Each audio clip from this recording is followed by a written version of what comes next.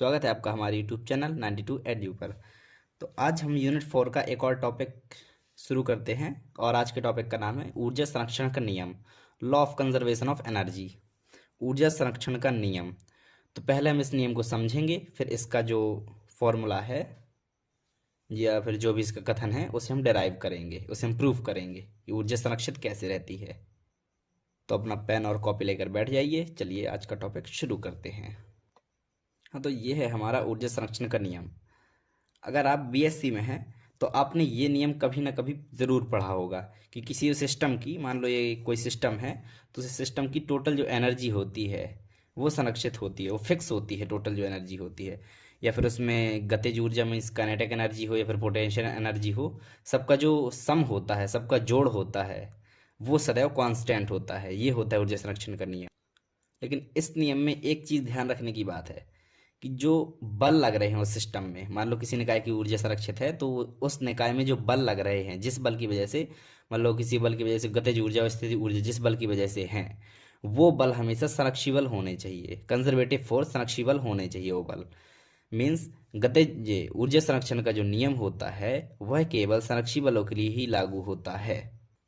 तो अगर हम इसे लिखना चाहें तो हम लिखेंगे फॉर्मूले के रूप में U1 plus K1 equals to U2 plus K2।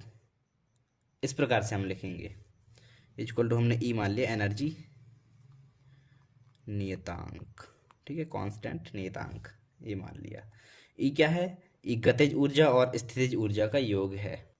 अब ये U1 K1 U2 K2 देखो ये क्या होते हैं। U1 पहले कण की, मान लो कोई सिस्टम है, अभी यहाँ पर चित्र नहीं बना रहा हूँ, यहाँ पे छोटा सा देखो ये सिस्टम है। मान लो ये यहाँ पर कण कोई एक है, यहाँ पर कोई कण दो है। तो एक कण, इस पर गतिज ऊर्जा स्थितिज ऊर्जा, इस पर गतिज ऊर्जा है K1, स्थितिज ऊर्जा U1। इस प्रकार से इस यहाँ पर भी K2 U2 दूसरे कण पर। तो इसकी जो गतिज स्थितिज ऊर्जा है और इसकी गतिज ऊर्जा स्थितिज ऊर्जा है, तो दोनों कणों की आपस में गतिज ऊर्जा और स्थितिज ऊर्जा का योग बराबर है। मतलब ए पर गतिज ऊर्जा स्थितिज ऊर्जा का योग बराबर दो पर गतिज ऊर्जा स्थितिज ऊर्जा का योग। ये है हमारा ऊर्जा संरक्षण का नियम। तो चलिए, अभी तो हमने नियम जान लिया, अब हम इससे डिराइव करेंगे, इसे हम प्रूफ करेंगे इस चीज़ को। तो चलिए अब करते हैं प्रूफ। तो इसे प्रूफ करने के लिए हम एक केस कंसीडर करते हैं। चलिए, मान लिया कि एक कोई बिंदु एक है और ये वाला बिंदु दो है। तो हमें एक कण बिंदु एक से विस्थापित करके बिंदु दो तक ले जाना है। यहाँ से विस्थापित करके यहाँ तक ले जाना है। माना इस विस्थापन में हमारे द्वारा जो बल लगा वो बल है F, मान लो बल लगा। और कार्य कार्य मान लो W12 है, ठीक है, ये है।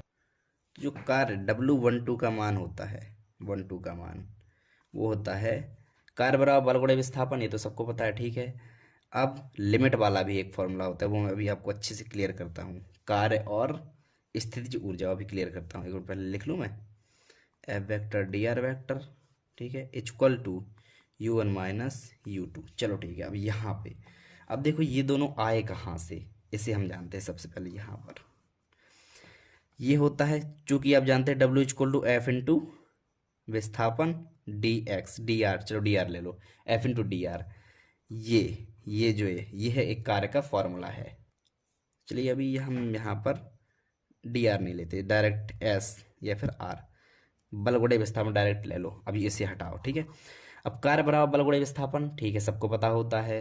लेकिन ये वाला जो फॉर्मूला है कार्य का, ये सभी जगह मान्य नहीं होता। अब ये कहाँ मान्य होता है? ये मान्य होता है जब फोर्स कांस्टेंट हो। जो फोर्स हो, बल जो वहाँ पर लग रहा है, वो बल का मान कांस्टेंट है, तब ये वाला फॉर्मूला हमारा मान्य करता है। अब वर्क के लिए एक और फॉर्मूला होता है, वर्क के लिए एक और फॉर्मूला होता है, इंटीग्रेशन ऑफ x1 से x2 f into D x. वही वाला फॉर्मूला हमने यहाँ पर लगाया है। x1 x2 लिमिट, ये 1 से 2 की लिमिट लगा दी हमने dr। ये देखो इस वाले को आप हर ध्यान रखो, इस वाले को, ये ऑलवेज काम करता है। इस वाले फॉर्मूले को आप सब जगह लगा सकते हैं। फोर्स वेरिएबल हो तो ये, फोर्स वेरिएबल, आगे ध्यान रखिए छोटी चीज़ें हैं, वेरिएबल हो तो ये, और फोर्स कांस्टेंट हो तो ये वाला फॉर्मूला लगाना है, ठीक है। अभी तो हुई वर्क की बात, अब आगे वाली ये चीज़ ये लिखिए, पोटेंशियल एनर्जी, स्थितिज ऊर्जा। तो इसके बारे में थोड़ा जान लेते हैं। सबसे पहले एक चीज़ सुन लो कि स्थितिज ऊर्जा की परिभाषा आज तक किसी ने नहीं दी है। स्थितिज ऊर्जा की परिभाषा होती ही नहीं है। परिभाषा होती है स्थितिज ऊर्जा में परिवर्तन की परिभाषा, चेंज इन पोटेंशियल एनर्जी, मतलब डेल यू, ठीक है। इसकी परिभाषा हमें मिली है। इस जो कहते हैं ना कि स्थिति के कारण जो ऊर्जा होती है, ये कोई परिभाषा नहीं होती, ये सिर्फ समझने के लिए है। जो परिभाषा होती है असल में वो होती नहीं स्थितिज ऊर्जा की। स्थितिज ऊर्जा में परिवर्तन की परिभाषा होती है, और ये क्या होती है? ये होती है ऋणात्मक work done by conservative force, मतलब संरक्षी बल द्वारा जो कार्य किया जाता है उसके ऋणात्मक के बराबर। अब ये थोड़ी कॉम्प्लिकेटेड है, हाँ ठीक है, ये आगे की चीज़ें हैं, वो सॉरी ये पीछे की चीज़ें हैं, जो छोटी छोटी चीज़ें छोटी हैं, तो इन्हें हटाओ। इन्हें बस थोड़ी समझने के लिए बता रहा हूँ कि हाँ ये आपका W इक्वल टू ये कैसे आया, ये बता रहा हूँ। तो डेल यू मतलब U2 minus U1 equal to W12 minus का 12 ले रहे हैं हम यहाँ पर, ठीक है, यहाँ पर 12। अब W12 equal to U1 minus U2, ये क्लियर है, आ जाएगा ना। अगर माइनस के यहाँ पर गुणा करें तो U1 आगे आ जाएगा, U2 पीछे चला जाएगा, तो W12 का मान ये आएगा। यहाँ से आया W12 का मान ये, और W12 का मान ये। और एक चीज़ और, कि जो स्थितिज ऊर्जा होती है, स्थितिज ऊर्जा में परिवर्तन होता है डेल यू, ये नॉन कंजर्वेटिव फोर्स असंरक्षी बलों के लिए डिफाइन ही नहीं है, परिभाषित ही नहीं है। ये सिर्फ होता है संरक्षी बलों के लिए, कंजर्वेटिव फोर्सेस के लिए। ये असंरक्षी बलों के लिए डिफाइन नहीं होता। मतलब पोटेंशियल एनर्जी में जो परिवर्तन होता है, स्थितिज ऊर्जा में परिवर्तन ऋणात्मक work done by conservative force की इक्वल टू होता है, ठीक है। यहाँ से ये आया। अब चलो अभी इसे हटाओ, अब जो हमारा नॉर्मल है उससे चलते हैं, जो प्रूफ करना है हमें वहाँ आगे चलते हैं अब हम, ठीक है।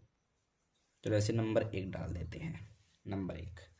अब देखो, अब आप चूंकि न्यूटन का जो नियम होता है, न्यूटन का दूसरा नियम, F बराबर ma, या फिर F बराबर dp वेक्टर अपॉन dt, ये भी होता है एक फॉर्मूला। वेक्टर फॉर्म में ले रहे तो ऐसे ही वेक्टर लो, ठीक है। dp वेक्टर अपॉन dt, संवेग परिवर्तन की दर बल के बराबर होती है, ये होता है। तो d बटे dt, p का मान m इंटू वी वेक्टर, ठीक है। m आगे ले आओ, equal to m d v vector upon d t, clear है। f का मान ये आ गया, यहाँ से देखो ऐसे कर दूँ, f का मान ये आ गया, हम f का मान ये से ये ले आए, ठीक है। अब आगे देखो, हाँ तो ये जो हमारा जो f का मान निकला, f वेक्टर का मान, इसे हम पुट करेंगे नंबर 1 में, और इन दोनों के लिए बस, वो तो स्थिर ऊर्जा उसे हटाओ, इन दोनों के लिए हम करेंगे W12 इंटीग्रेशन ऑफ 1 से 2, f वेक्टर का मान m into d v vector upon d t into d r vector, clear है। m को बाहर ले आओ क्योंकि m हमारा कांस्टेंट है, इंटीग्रेशन ऑफ 1 से 2। अब डी आर यहाँ डी टी के ऊपर ले आओ, डी वी को पीछे कर दो, डी आर को आगे कर दो, नॉर्मल ये है, तो d r upon d t into d v, कोई दिक्कत कोई नहीं। अब d r upon d t, ये आपने पढ़ा होगा, ये परिभाषा होती है किसकी? वेग की। स्थिति परिवर्तन की दर को वेग कहते हैं, तो स्थिति परिवर्तन की दर लिखी है मतलब वेग, तो v vector into d v vector, clear. And m into integration of 1 से 2, वी टेक्स गलती से दोबारा लग गई लाइन, ठीक कोई बात नहीं, लिख दे रहे। अब इसका हम करेंगे समाकलन, क्योंकि इंटीग्रेशन लगा है, समाकलन इसका कर रहे हैं हम। वी स्क्वायर अपॉन 2 एंड 1 से 2, लिमिट भी ठीक है, 1 से 2 लगा दी हमने लिमिट, 2 को बाहर कर लो, 1/2 m v two square minus v 1 square. 2 की जगह 2, ऐसा नहीं कि v की जगह हमें 2 रखना है, नहीं, v2 मतलब दूसरा वेग, v1 पहला वेग, v2 स्क्वायर माइनस v1, इस प्रकार से हमें लिमिट रखना है। ऐसा नहीं कि v की जगह तुम लोग 2 रख दो, 1 रख दो, ऐसे नहीं हमें लिमिट रखना है। तो सिंपल देख जाओ, देखो अभी हमने यहाँ से कुछ नहीं किया, लाइन से सिर्फ f का मान रखा है, इसे आगे पीछे कर दिया, इसका मान v रख दिया, एंड इसका इंटीग्रेशन कर दिया। अभी कुछ खतरनाक चीज़ नहीं करी ना, डरो। अब यहाँ पर W12, तो W12 यहाँ वाला हम यहाँ ले रहे साइड में, ठीक है। 1/2 m v2 स्क्वायर, अंदर गुणा कर रहे v2 स्क्वायर मतलब 1/2 m v1 स्क्वायर। कोई दिक्कत कोई नहीं। mv2 square 1/2 m v square या फिर हाफ वी mv स्क्वायर, ये किसका सूत्र होता है? काइनेटिक एनर्जी का फॉर्मूला होता है ये। तो v2 मतलब k2 माइनस k1, W12 की वैल्यू इसे नंबर 2 डाल दो। अब W12 की वैल्यू एक ये आई और W12 की वैल्यू एक ये है, एक ये है। W12 equal to U1 minus U2 और W12 equal to K2 minus K1, ये दोनों हैं। तो अब हम इन दोनों की तुलना कर देंगे। तो U1 minus U2 equal to K2 minus K1, ठीक है, कोई दिक्कत।